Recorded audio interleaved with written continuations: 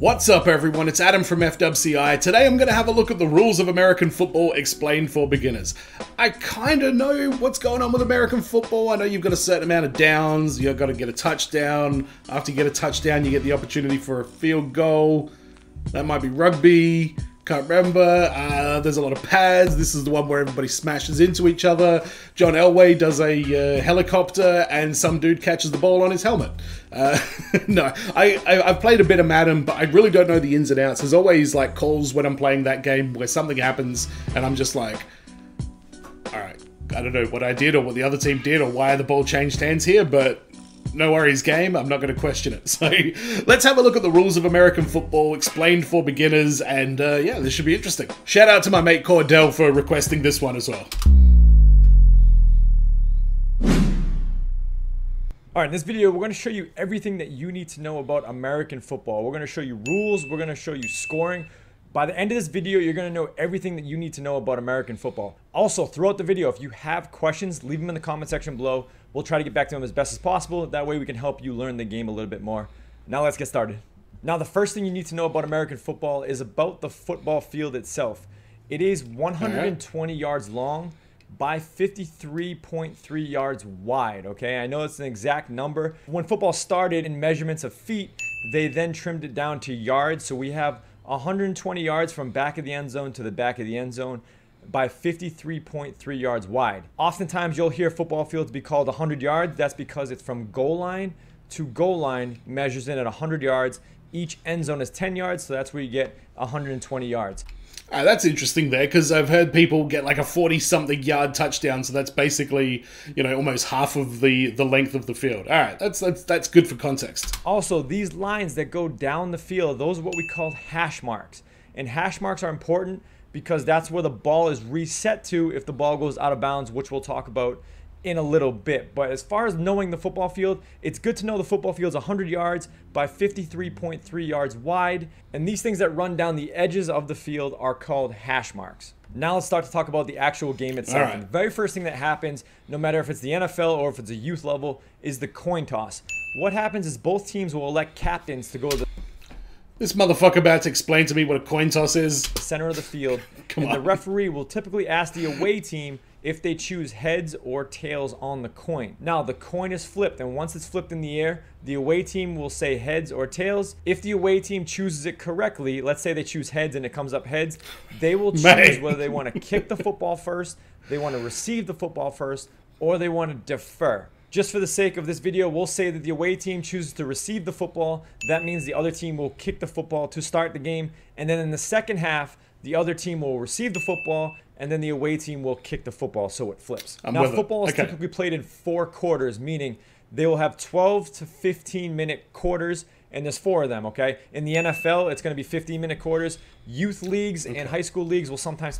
I thought he was saying the quarter could be anywhere between 12 to 15 minutes. I'm like, what kind of soccer bullshit is this? Play 10 or 12-minute quarters, but there is a first quarter, a second quarter, a halftime, a third quarter, and then a fourth quarter, and of course the end of the game. Now every single game will start with what we call a... I know I shouldn't be laughing because this guy's giving me some good information, but I think he needed to like edit down the things that he explained in this video.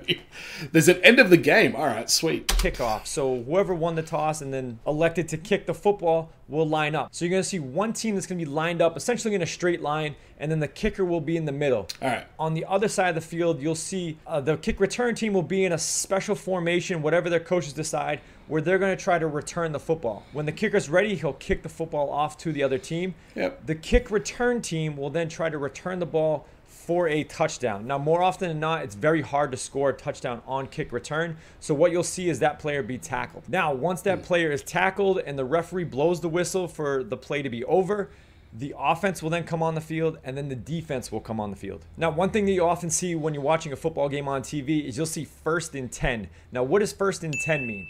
1st and 10 first down. The offense has 4 chances to get 10 yards, okay? So when you hear first down, second down, third down, or fourth down, you can relate those to chances, okay? So first down means this is your first chance to get 10 yards. Second down means this is your second chance to get 10 yards. The whole basis of football is to move the ball past 10 yards to get a new set of downs, okay, or a new set of chances. So first down, second down, third down, fourth down. So let's say the offense comes out for their first play and they gain 11 yards, okay? It will automatically start on 1st and 10. Offense comes out and gets 11 yards. That means the chains, okay, the 10-yard markers will then move another 10 yards. Let's say they gain another 11 yards. They're going to move another 10 yards. And this happens all the way down the field until a team scores a touchdown. But the best way to think of it is chances. So first chance, second chance, third chance. I didn't know that it reset if you got more than 10 yards. I just thought you only had like 4 opportunities to get all the way down the field. I don't know. That's my experience on Madden. Maybe I'm just shit. And then your fourth and final chance to get 10 yards. And if you don't do it, you'll turn the ball over to the other team. But the offense's main goal is to try to score a touchdown, okay? And the scoring in football looks like this. If you score a touchdown, it is worth 6 points. All a player has to do in order to score a touchdown is to cross what we call the goal line. So what you'll see is the numbers on the field go from 50, 40, 30, 20, 10, and then you'll see a thick, solid white line. Players need to cross this line with the football, or the football itself needs to cross the line when they have possession of it in order for a touchdown to happen. Now, there's 2 ways that the offense can move the football. They can either run the football or they can throw the football through the air. Running the football is obviously more safe because it's a simple handoff from the quarterback to the running back, and then he's going to try to gain as many yards as he possibly can. The other way is by throwing the football through the air. Now, this is more common in today's football just because offensive coaches have gotten so smart and is able to devise schemes to get their best players in space and get the football. So offenses will use running as well as passing in order to try to get past that 10-yard mark. That way they can get a new set of downs and keep moving the football down the field. And you'll know a touchdown happens when the referee puts his hands up in the air just like this, signaling that it is a touchdown for the offense. Now, once a touchdown is scored, teams have 2 options. They can kick a field goal for 1 extra point, or they could run another play for 2 extra points. When you're watching football in the NFL or in college, 99% of the time, you'll see a team line up to kick a field goal for 1 point just because it's more safer to do so. And those kickers are a lot more talented than they are at the youth and high school level. So a touchdown being worth 6 points, teams will then tack on 1 extra point, and that's where you get 7 points from. Or if they go for 2 points, that's where you'll get 8 points from. I don't know. I kind of think that if you get another touchdown, that should be another 6 points. It might make the teams try it a bit more. I don't know. But scoring a touchdown is the most effective way to win football games because you get that 6 points. Now, let's say the offense gets the ball all the way down to the 20-yard line and doesn't score, okay? It's 4th down. So in order to try to run another play, what they're going to do is kick a field goal from the 20-yard line. If the team successfully makes this field goal, it's worth 3 points. So the difference is if they score after a touchdown, it's only worth 1 point. However, if they try to kick a field goal before they score a touchdown, it's going to be worth 3 points. So those are the way the offense can score. Now, there are 2 ways that the defense can score. They can take the football away from the offense, whether they rip it out of the player's hand or if they intercept it by catching it, they can also score a touchdown. Or if they get a safety. Now, we went into more detail what a safety is in this video here. It's a little bit complicated, so we recommend you check that video out. But essentially, those are the 2 ways for the defense to score points. But all in all, the defense's main job is to keep the offense from scoring any points whatsoever. Now, let's say first down, they run the football and they gain 1 yard. Okay, so it's 2nd and 9. Let's say they run the football again and they only get 2 yards. So now it's 3rd and 7. So now the offense has to decide, do I want to throw the football or run the football again?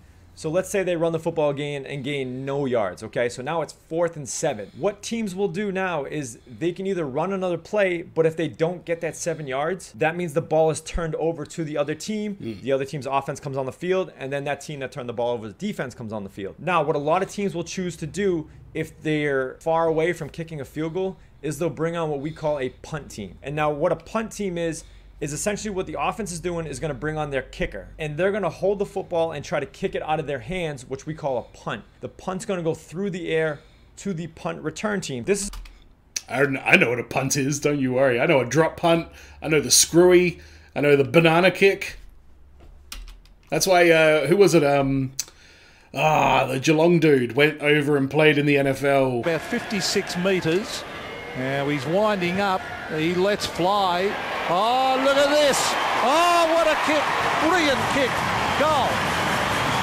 Graham, somebody rather, I can't remember, but he could like kick that thing like 70 meters. This is a way for the offense to essentially change field position. That way they can get the football out of their zone, hopefully to the other team's zone, and then they can play good defense and hopefully get the ball back. So this is what football primarily is offense is trying to move the ball 10 yards till they eventually score a touchdown. Or if they can't move it on first down, second down, third down, what you'll often see is they will punt the football on fourth down if there's no chance of kicking a field goal. Now, throughout the entire game, you're going to see referees throw these yellow flags on the field. And what these yellow flags mean is essentially it's a penalty on the offense or the defense. And football has a ton of rules, and this is where things can get a little bit complicated if you're new to the game or you're a beginner to the game. What we've did was in the description below, you'll find a blog that we wrote that has all the penalties in the game. We highly recommend you check that out. It will give you a better idea of what all these penalties mean. But essentially what rule officials in football have done is made the game safer, but you can't tackle by the face mask. You can't hold on offense. There's a bunch of rules that play into keeping the offense honest by not getting any advantages and keeping the defense clean. That way you're not having guys getting thrown around by the face mask or dirty hits happening and so on and so forth. So we highly recommend you go check. So it's kind of like if things start getting a little bit too physical or out of hand, like it's obviously a contact sport, but there's contact and then there's, you know, specific kind of contact that's not cool. Check that blog out. Now, at the end of 4 quarters, whoever has the highest score in this game will eventually win the football game. And that's it. After the game's over, teams will usually line up at the 50-yard line and shake hands, and then that's the game. And that's over. So again, if you have any questions, let us know in the comment section below. We're happy to help out. But we hope this short video gave you a beginner's guide in learning the game of football. It can be complicated. It can be overwhelming at times. But as long as you understand the kickoff, the kick return, offense trying to score, defense trying to defend, and then punt return to change field positions, that's going to help you out a lot more in understanding the game. Be sure to check out these other videos here that's going to help you learn from a beginner perspective the game of football. And as always, if you have questions, let us know. It was an interesting video. Props to the guy who made that one. I think he may have underestimated his audience a little bit. Explaining that there's halftime and at the end, when the clock reaches 0, that's the end of the game. I think we could have figured that one out ourselves, but there's another video that I'm also going to check out. Might as well do them both in the same video. This one's called American Football Positions Explained Offense and Defense. It only goes for 5 minutes, so I'm going to check this one out as well. Man, I just got the new NBA 2K. Now I'm going to want to like try and pick up Madden, and I just do not have the hours in the day to play Madden, but I feel like I'm going to want to. Let's check this one out. Alright, same guy, Viqtory. Today we're going to be teaching you about American football positions, and we're going to be looking at the offense and the defense today. But to start, we're going to look at the offense, and there's 4 position groups for the offense. The offensive linemen, the running backs, the wide receivers, and the quarterback. Alright, offensive linemen, don't know what they do. Running backs, don't know what they do either. Wide receivers, they're the dudes that run down like to try and catch the ball. And obviously the quarterback is the old throw guy. The first position group we're going to teach you is the offensive line. Now we're going to start with the center. And the center is one of the most important positions as they will deliver the ball to the quarterback in order to start the play. The next position on the offensive line is the offensive guards, and there's 2 of them, and their job is to protect the quarterback and also move defensive players out of the way so the running back can run. And in this picture here, 64 and 70 are represented as the offensive guards. The last 2 remaining players on the offensive line are what we call offensive tackles, and they're demonstrated here by the 2 outermost players. They are also responsible for protecting the quarterback in the pass, as well as moving defenders for the run. Alright, so these dudes basically just try and shove the other team away from the quarterback. I feel like the whole, when you do the initial handoff, it's all just about getting everybody out of the way of the quarterback so they can have a bit of time to get their throw off properly. And then basically the same thing happens further down the field where, you know, the defenders are trying to take down the receivers. But let's keep going. That about wraps it up for the offensive linemen. If there is any questions, let us know in the comment section below, and we can answer any questions about the offensive line. The next I have a question. What happens when the clock gets to 0? I'm just checking. Position in the position group is the running backs. which will be running the football after the ball is handed off from the quarterback. All right, they're the guys. The running back will typically line up behind the quarterback, about 5 yards behind him, or in the new spread offense, they'll line up next to the quarterback. Either way, they're in distance of the quarterback. That way they can take a handoff and then run upfield successfully. All right. Now that we've gone over...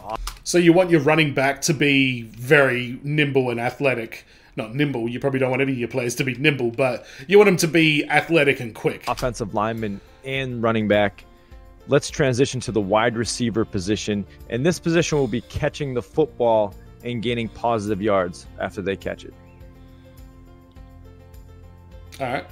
There are two types of receivers that coaches use. One being the wide receiver, meaning it's the widest guy that can catch the football.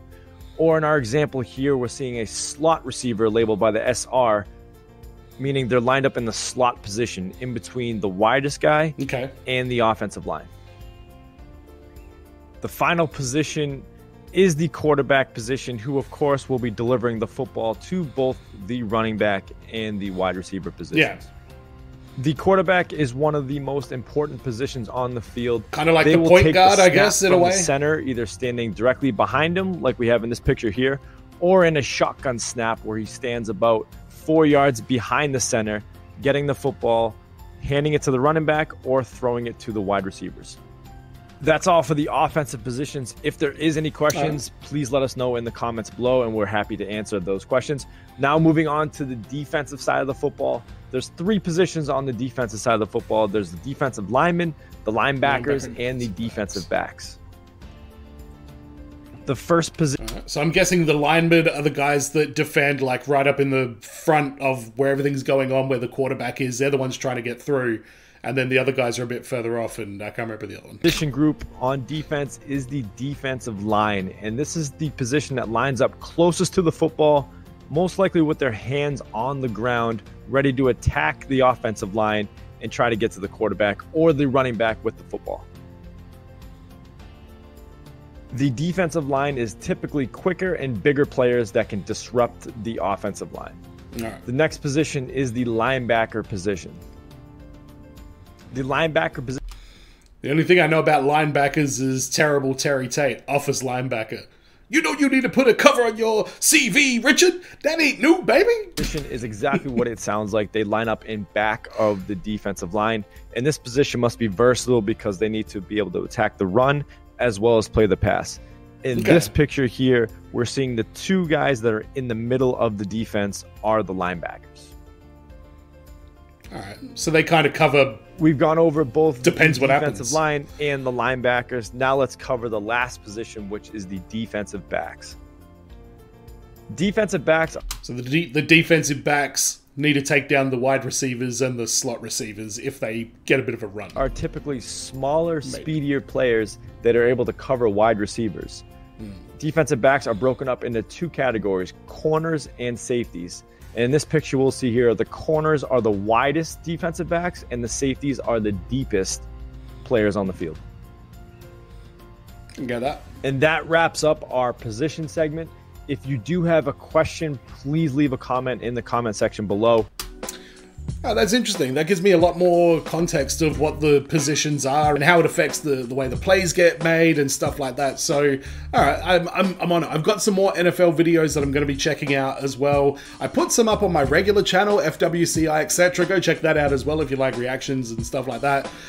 But they didn't get many views, so I might just re-upload them on here anyway, get all the NFL stuff in the one spot. So let me know what you guys think in the comments. If you have any NFL video suggestions, let me know. I have watched the top 10 Super Bowl plays, and I have watched the best of primetime Deion Sanders as well. And I've watched some documentaries and stuff like ESPN 30 for 30s on some NFL things. So I got a bit of an idea, but if there's any like specific things that you want me to check out, chuck it in the comments. I will get to it. And as always, everyone, be well, stay safe, look after your friends, and see you in the next video. Peace. Yeah, of course we're ready for it. Here we go, and this week we have from the Geelong Football Club, that looks like Ben Graham, and from Richmond, Stewie Edwards. And Ben Graham, we've been waiting to see Benny in this competition. In fact, what's the boy doing here? He should be over in America and living. As we see the toss. working beautifully, Trev. Yeah, working lovely here, and it'll be Stu Edwards to start. And doing it in the track pants. In the tracky pants with the wobbly old torpedo punt kick, and that looks like it's scored, but only round 55. 55.3. 55.3 to start, and I think Benny Graham should be able to get the distance without too much trouble on his first kick here. Oh, it's a nice little roost. He seems to have got hold of that one, and it's out there near the 70-metre mark. Of course, 70.8 metres. Might have been a bit over the line there, Trev. Stu Edwards with kick number 2. Of course, Corey McKernan leads the competition with a kick of 75.9 at the minute, and that one's out of bounds for Stewie, which won't help the cause. Here comes Benny, the pre-competition favourite, as he roosts into that one, and that one's out of bounds on the full. What a shame. As we see Edwards for Richmond. Last kick. Target of 70.9. Doesn't look to be there. 52.6. For a measly 52.6, which is probably, I could get there in 3 kicks, I reckon. And Benny Graham, just for the record. Oh. Yeah, I think he sweats by that one. And that seems to be out